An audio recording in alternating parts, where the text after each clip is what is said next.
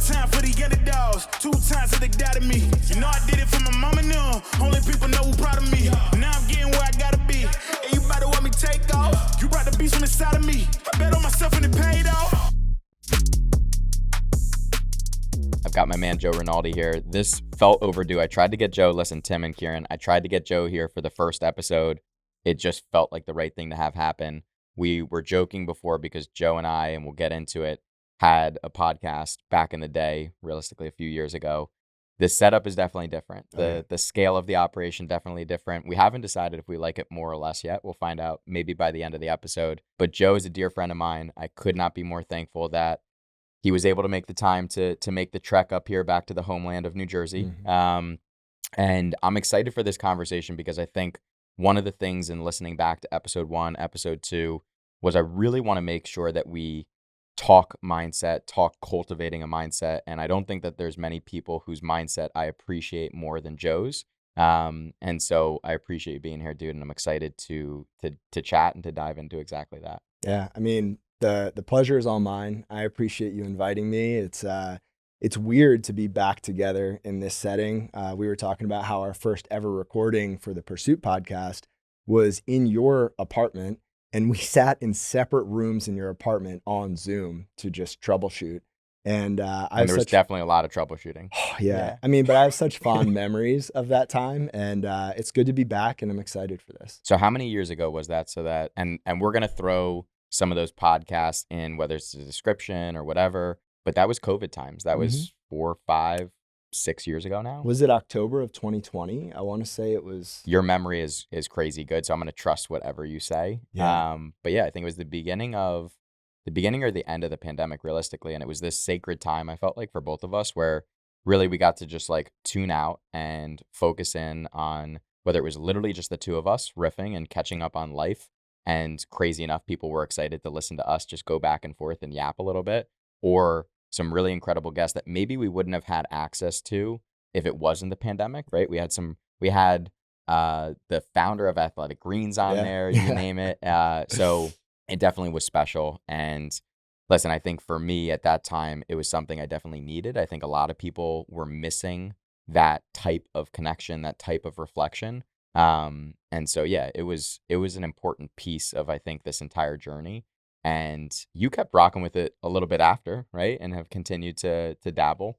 Yeah. I mean, going back in hindsight, that podcast and our time together was a catalyst for me to make some pretty big life changes. And I'm sure we'll get into that. But I kept it rolling. You were the first guest on my podcast, the Project Endure podcast. And I had labeled it, when I set up the back end, I had labeled it as clean. And, like a clean podcast. And then you came on, dropped the F-bomb, like the first 30 seconds. And I was like, all right, got to change that. That sounds fucking right, man. But to date, I think that's still my favorite episode. And I just appreciate, our friendship and the depth that we can get to. And so, appreciate you. And yeah. I think too, so bringing it back, we went to high school together, right? Yep. So for people who don't know, we went to high school together. Weren't super close in high school, right? We're on the track team together. Joe was a meathead throwing javelin around, doing his thing. I was running around in circles trying to do mine, but didn't really connect at the depth that we did until much later, which I think is interesting, right? And so grew up together, kind of rekindled that relationship much later and in a much different way. And I think it's interesting to see how we can obviously go through life, different stages, and then find that people have grown in different ways that then really make that possible, right? And so I want to dive into, again, so people know kind of who you are, what you do, and then we can continue to reminisce from there. So maybe give people a breakdown of what you're up to, what you do for work, all of that, because I think it continues to interest and inspire me how you've been able to grow your business and just build your personal brand. So maybe give people a little bit of a rundown there. Sure. I mean, just background, bare minimum, I would say I'm just a person underneath it all. I like to just preface that. Because, and we'll get into this later, but there's so much going on in life and there are a lot of titles and things that we're all pursuing. And I'm just a person. I'm a person of faith. I'm a husband. I'm a son. I'm a brother. I'm a friend. And, what I do for work is coach. So I started Project Endure, which is my business, in 2021. And we are predominantly a coaching business. So I like to say we help guide people from where they are right now to wherever it is that they want to be. And that's in the areas of fitness and mindset for the most part. And so, in addition to the coaching piece, we have a podcast. We hold events that you've been a part of, and you'll be a part of this year again, which I'm excited for. And really, the whole goal is to help inspire people to find strength within their struggle. I think one of the things that drew me back to you after high school was just some of the hard things that you had gone through. And, life is hard for all of us. And I think there are two kinds of hard. There's the hard that we choose and the hard that chooses us. And I think both are great opportunities for growth. And so, really, what I'm all about at my core is helping people see that and helping walk with people through those tough seasons so that they can find that growth, find that strength, and be better for it. How has, bringing it back to, again, when that business started, how has your business evolved over time since 2021 when you first started it? Maybe even, go into a little bit of not just how it's evolved in terms of growing, right? And elevating to the size it is, the team you have, so on and so forth, the different ways that you connect with people, whether it's the events or the podcast or the coaching, but your vision for it back then versus, what it is now. Did you think it could get to where it is now? And did you want it to? Or has it kind of just been this evolution of like taking it one step at a time and maybe pulling on certain things that are calling you? Yeah, it's interesting. To be completely honest, when I started Project Endure in 2021, I had no idea what it would be. Like, I had zero clue. I just knew I needed to start it and figure it out as I went. And sitting here essentially 5 years later, I still don't really know. But Is that scary or is that exciting? it's freeing. Yeah. It's freeing because I have a general direction, I have ideas, but I think to be able to detach a little bit from an outcome that needs to happen has been a very freeing experience for me. And it's allowed me to see opportunities as they come and kind of ebb and flow as life has come at me. And so, I mean, just to answer your question a bit more directly, when I started, I thought, hey, it'll just be me. I'll coach some people and that'll be it. And then, as I started to work with people and make some new connections, I thought it would be really cool to have a platform for other people to share their stories, hence the podcast. And then as that happened, I thought, I really miss being with people in person. And I feel like there's value in this interconnectedness of all these relationships that I have. And so started holding some events. And honestly, it was the people who showed up for me that gave me more confidence to continue pursuing the path that I was on because the first event I held in 2022, we had 30 people show up. I was expecting 5. I didn't know. I woke up that morning and I was so nervous and I thought, is anybody going to come to this? And we held it at a park outdoors and it was just bare bones. And then the next year was bigger and better. And it was those people that kept showing up that continued to inspire me. So the direction I want to go and the thing that I'm building, it's really a feeling. And it's being surrounded by good humans who care about supporting one another and doing hard things and pursuing growth.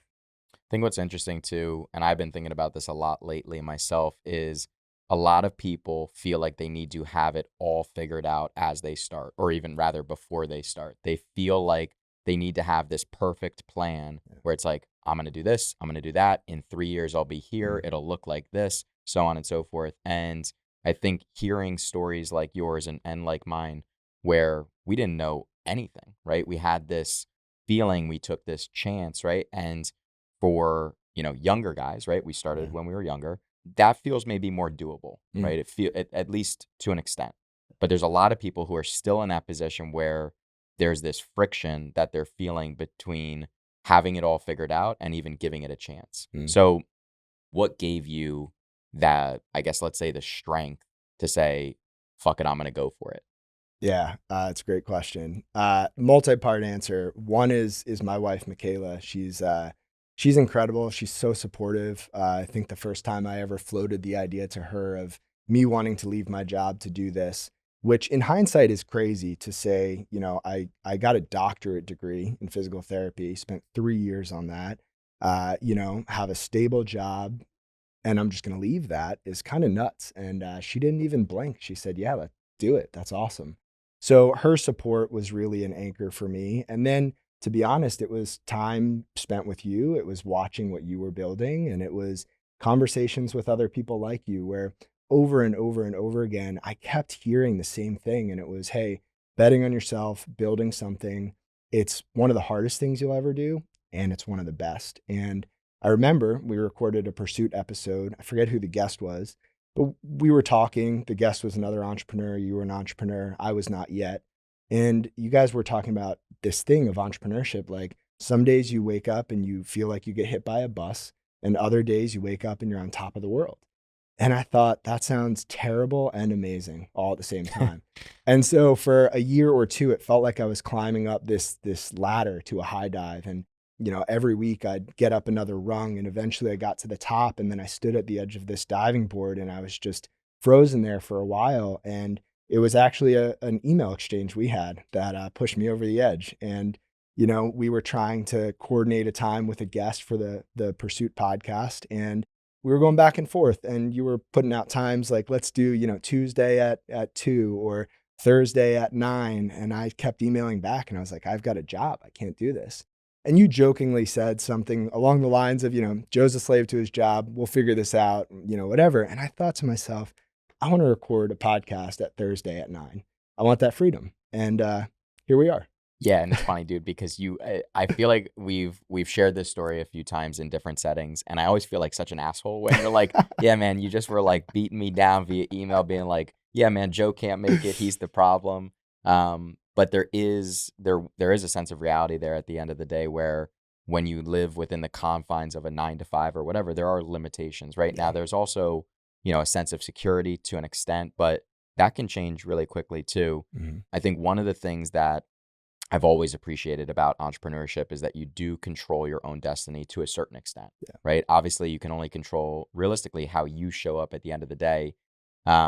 But it almost feels like the power is in your hand to make whatever you want happen. And I think one of the things that we've benefited from when we kind of came up on social media, if you will, is a lot of people were really showcasing what it actually looked like to build a business. And I think that gives you this permission where it doesn't have to be perfect, whether, again, going back to not having the perfect plan or really just keeping it real as you go through the process. And I think something for me that as I continue to build, Alpha Fit Club, the Garage with Kieran, all of those things, I want to make sure that I stay true to that and keep it real so that other people looking in can say, you know what, like, he's not perfect, it's not perfect. And if he can do it, like, maybe I'm capable of chasing down whatever it is that I want.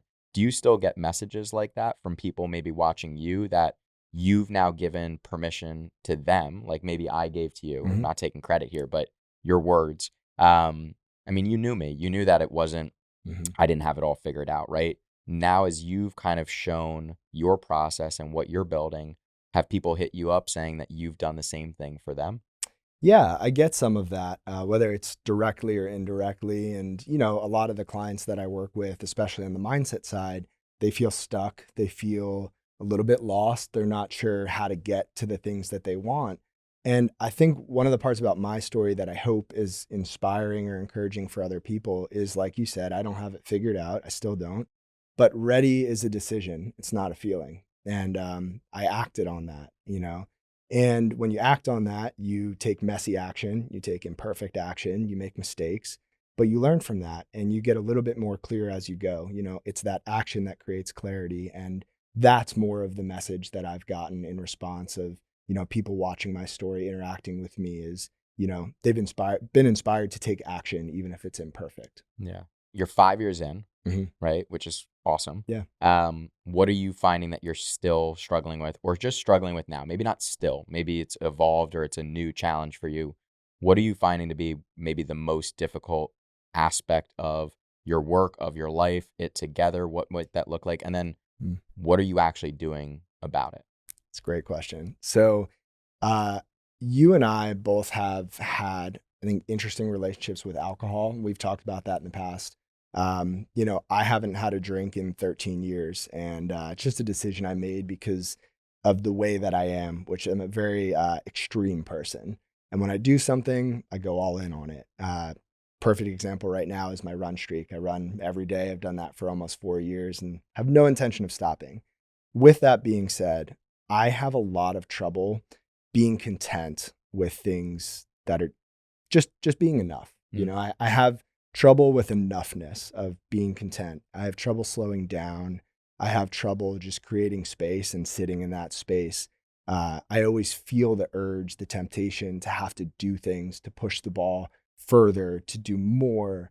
And so my biggest struggle right now is slowing down enough to realize that, like, I don't want to fast forward through these small parts of life that really are the big things, I think, at the end. Like, my biggest fear is spending my whole life doing things that I think are important, only one day to look back and realize that they weren't important at all. So it's slowing down, it's being present, it's embracing the relationships that don't maybe feel productive in a work sense, and it's just being still. Yeah. And then what I'm doing about that, I really try my best to keep the mornings for me. Mm. The mornings are really sacred. I Now get define mornings. Define mornings. Okay. I get up most days around 3:30. Okay. So 3:30 to 5:30 is for me. And that's journaling, it's breathing, it's reading, it's being still, trying to be off my phone. But it also means that throughout the day, if a client cancels or reschedules, or, I just have a gap that's unexpected, I try my best not to fill that with scrolling on social media, responding to messages, just being busy. I try my best to just be there. And for me, having a dog has been the best. He's a great reminder of just like what it means to be present and to enjoy life. And so I'll take him on a walk. I'll play with him. I'll just be. And so it's really that mindfulness that I'm trying to embrace.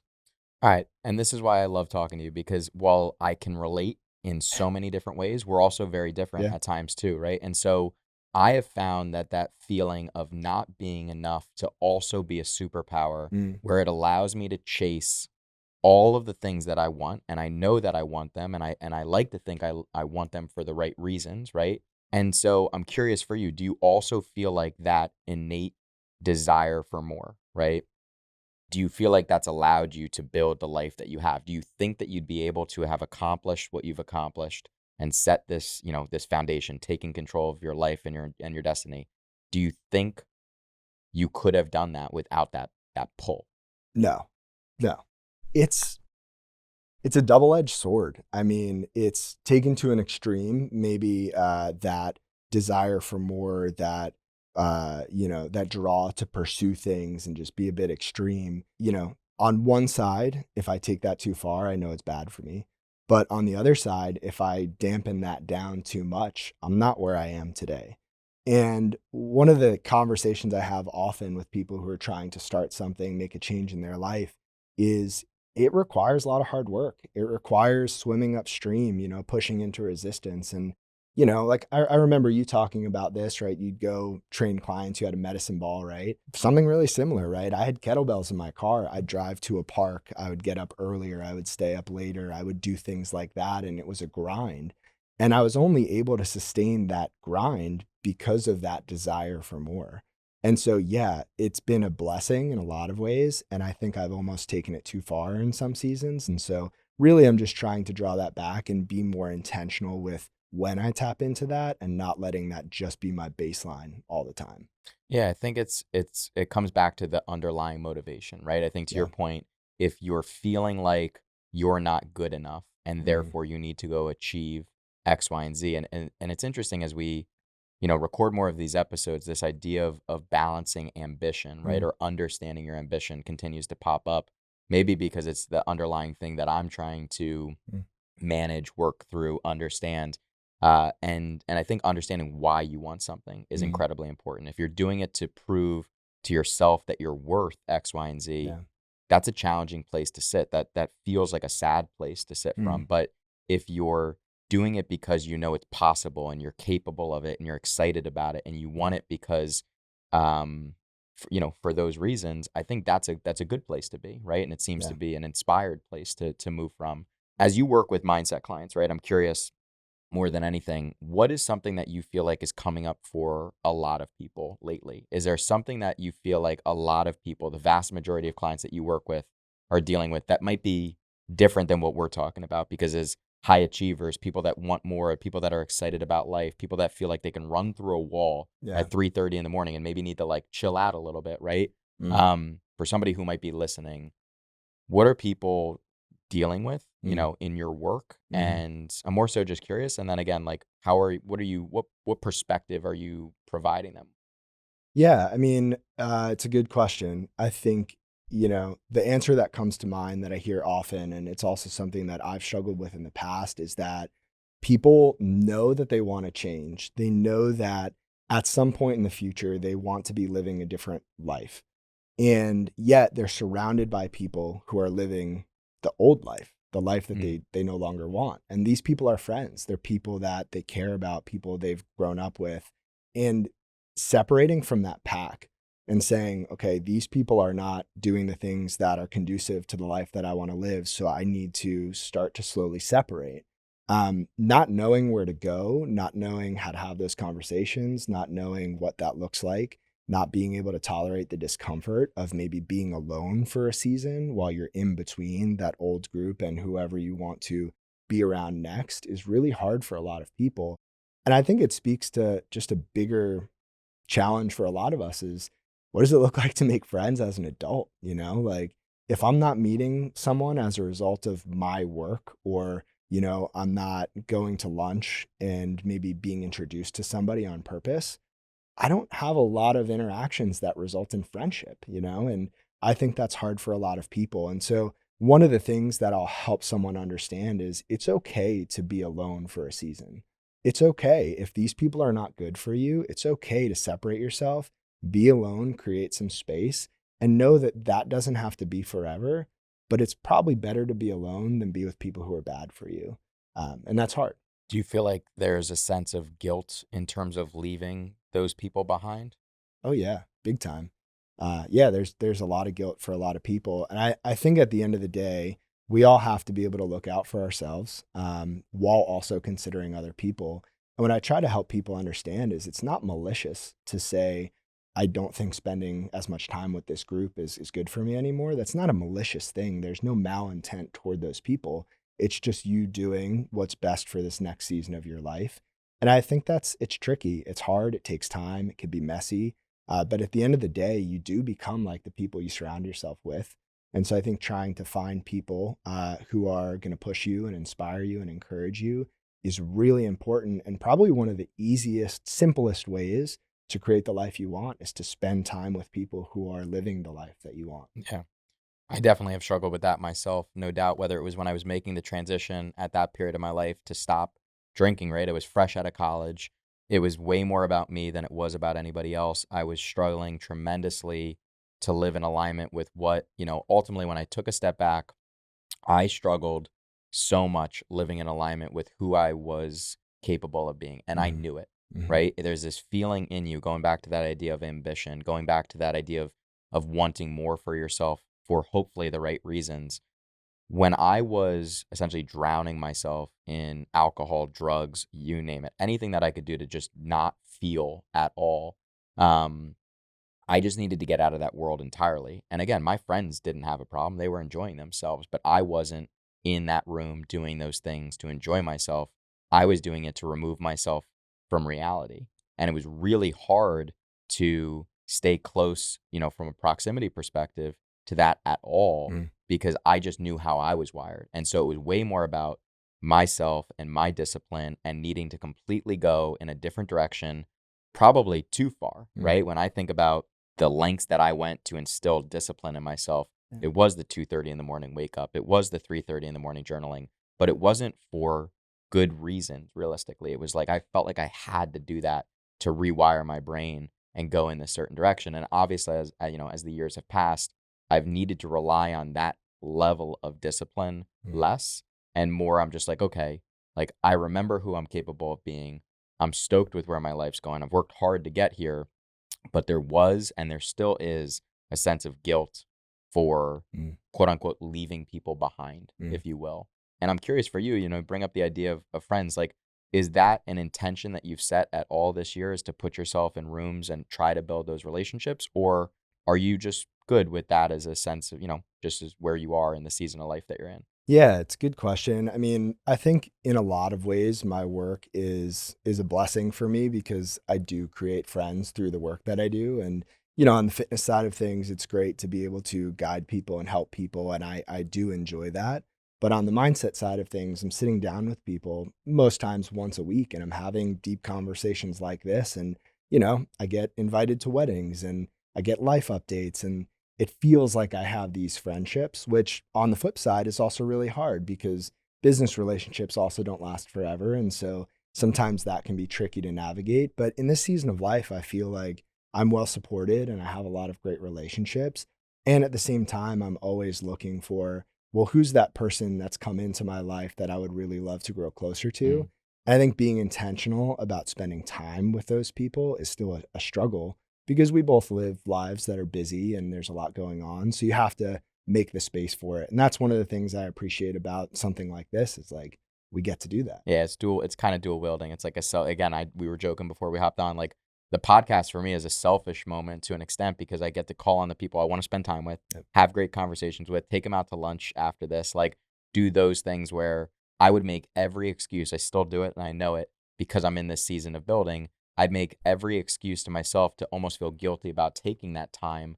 And that's wrong, right? But also it's understandable. Sometimes you do have to shut down the outside world to an extent, but also recognize that like that friendship might change, that relationship might change. And that's also fair too, because you're not pouring into it the way it's deserved to nurture it at the same time. Transitioning a little bit, right? Is as we fast forward into the rest of the year, it's still January, recording this, it'll drop February. What, if you look back on this year in particular, what would a successful 2026 look like for you, as whether it's work, whether it's relationships, whether it's whatever. Yeah. I know you and I are not big New Year's resolutions guys. We're gonna reflect recurringly and say, okay, this needs to change over the next week, 2 weeks, month, whatever it may be. But is there anything holistically where you're like, you know what, man, if I fast forward, it's December, we're sitting down again, having a different conversation, I would need to do these things, or I would need to feel this way in order for this, next 12 months to be meaningful and a success?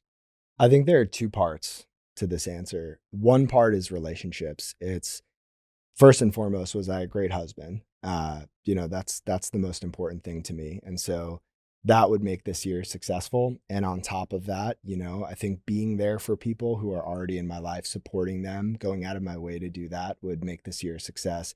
I think of my nephew, Aiden. He's 8 years old. He's starting baseball this spring. I want to just take a weekend and instead of working, I want to go surprise him at a baseball game, right? Like that's the kind of stuff that would make this year a success. And then on the flip side, since 5 years ago, if I'm being totally honest with myself, I have not stepped into something that's really scared me. When I left my job, I was terrified. I woke up every night in the middle of the night, my heart racing, sweating, just anxious. I don't want that again. I'm not wishing for that, but I want to do something that scares me. I want to do something that gives me that pit in the stomach, and I know it's good for me, and I know there's growth in it, regardless of how it turns out.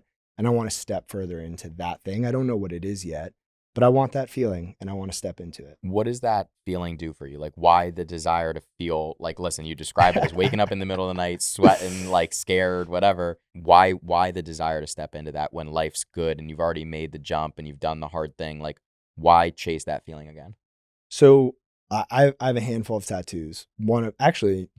Just quick story to give you credit again. I didn't know you were going to do this. You paid for my first ever tattoo. You were an enabler. I don't even remember it. An enabler on the tattoo side. But my second tattoo is do hard things on my collarbone. And I'm a big fan of doing hard things because just like you go into the gym, you have to struggle in order to get stronger.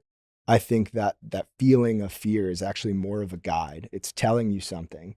And in my experience, that pit in the stomach of something that I know is going to be good for me, but it's scary and I feel that pit, there's so much growth on the other side. I mean, the past 5 years of building Project Endure has been great from an experience from a business perspective, but it's been a personal growth journey disguised as business, like the ability to compartmentalize, the ability to regulate my emotions, the ability to figure out what to focus on and prioritize. Like, those are skills that as a human being, I now have at a higher level because of this scary thing that I did.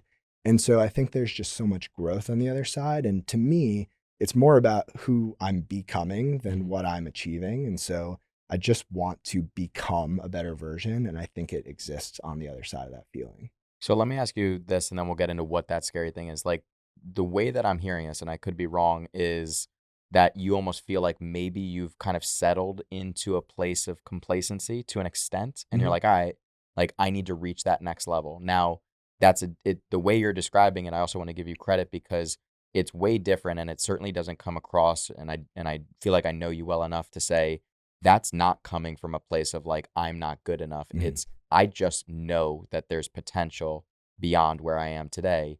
And the best way I know how is to put something on the calendar or do X, Y, and Z that's going to push me past where I've settled. So, Yeah. do you feel like you've become complacent to an extent? Yeah, I think so. I mean, yes, I think I have become complacent in a sense of striving for things that are big. I mean, don't get me wrong, the day to day, the week to week, month to month of being a business owner is hard, right? Like No doubt. there are fires everywhere all day and that's not easy. But that's not the kind of thing that I feel like I need more of. I think what I've become complacent with is like, yeah, things can be hard, but I wake up the next morning and everything's totally fine. Sure. There's not a whole lot of risk in my life. And I just want more good risk with a lot of upside. The downside doesn't have to be terrible, Yeah. but I just want things where there's almost this quantum leap on the other side of it. And I've become complacent at this level. Mm. And in order to jump, I feel like I need that next thing. I mean, listen, that's the type of like Monday morning text that I need where you're like, yo, we've settled. Like, we have to level up, and like putting something that scares the shit out of you on the calendar. For me, back when we were doing Pursuit, it was doing the half Ironmans, right? I didn't know how to swim. I didn't know how to bike. I was gushing blood from my knees, and people would look at me being like, what's up with you, pal? I'd be like falling over at a stoplight Yeah. because I couldn't figure out how to clip out of the thing. And then I had to go swim in the ocean up in Maine. You know what I mean? And so for me, I remember the work that I put in to that big moment, right? To get ready for my first, and it was again, air quotes, but like just half Ironman. Yeah. That was something where I was like, yo, I'm actually fearful of swimming in the ocean in this open body of water. I don't know how I'm going to respond. So much of my ego was centered around being able to show up and kick ass at a race. And this was one that I was not certain I was actually going to be able to do that. And yet I was posting about it on social media every day. I was really kind of baking it into my identity to a certain extent, and not following through with that, whether it was the preparation or the execution, scared the shit out of me more for myself, because I wanted to make sure that I followed through with my word and I was the person who I was telling myself and other people that I was, right? Yeah. So I'm curious for you, like, do you know what that looks like? Do you have that on the docket? Yes and no. I guess another two-part answer. On one side of it, I've always been drawn to physical spaces. I was telling you this a little bit before we hit record, but I've wanted a place where I could go and physically I can invite other people into and say, this is an awesome space. Here are some awesome people. Like, this is our environment. This is our culture, community. So something along those lines scares me, right? Opening up a physical space. I don't know what that looks like, very beginning stages. And then the other side is becoming a parent. And, I've been telling Michaela we should record a podcast. You beat me to it. So, or you beat her to it. So, she'll be okay, I think, with me talking about this, but we've been trying to become parents for the past year plus, and it's been tough. It hasn't gone how I thought it would go. I remember in high school, I thought like if I looked at a girl wrong, like she'd get pregnant, and it just hasn't been the case yet. And so, but I think being a parent, and I'm around a lot of parents, I work with a lot of parents. It sounds terrifying, and it also sounds awesome. And I think, like most things in life, the most growth exists on the other side of the hard things, and parenting seems like one of those things. Yeah, definitely a two-part answer. Definitely two different sides. But I can relate to both. And I think, again, it's probably very individual for people in terms of what, I don't want to use the word scares them, right? But definitely puts them on high alert, and they can see a different version of themselves on the other side. I think sometimes too, people get surprised as well in terms of what that can look like for them. It doesn't have to be, to your point, like running 100 miles like you're in, right? Which, mind you, scares the shit out of me. Opening a physical space, right? Like that's an interesting one. Certainly becoming a parent. I think a lot of, guys our age or what have you, like that's a huge leap, right? And talking with friends, something that you probably don't ever feel overly ready for, but through your life experience, like you're always going to figure out a way to make it work. And obviously that's a heightened responsibility, and one that I'm not going to begin to understand, but also I share with you, right? Where it's certainly something on our mind as well. And who knows where things go, but I love the idea of putting something on the calendar, whether it be, opening a physical space, to anything else, a physical challenge, to push us to that next version of ourselves. Yeah. And I'll just throw in here that one of the biggest drivers for growth in my life has just been marriage. Over the past 5+ years, I've grown a lot. And I think it's almost like held up this mirror to me in a lot of ways of you're selfish in a lot of ways. Not that Michaela ever says that to me, but I just feel it at times. And it's a good reminder of like, hey, the world doesn't revolve around you, and it's important to be there for the people you love. And so that's been a big driver of growth as well. It never really scared me, but it's one of those things that surprised me as to how much it's helped me. Yeah, I've got some work to do there. We're 4 or 5 months in at this point, and I think everything's just good, right? And so I think in the early stages, but relationships for me have always been really, really challenging. And quite frankly, this was the first real relationship that I was in a long time. And luckily it resulted in me finding my person and going down that route. But it was so hard because I think one of the things that I have often felt with entrepreneurship is like, you're really just living in your own world. You're thinking, you're candidly thinking about yourself and where you need to go, what you need to do. Obviously, at this stage I have a team, etc. But entrepreneurship can feel very isolating at times, right? And you don't necessarily have to take other people's considerations into effect too much, right? You've got to make your own decisions. You've got to live with them, and really only you bear the consequences of it as it pertains to your life. But when you enter into a partnership like that, every single decision that you make,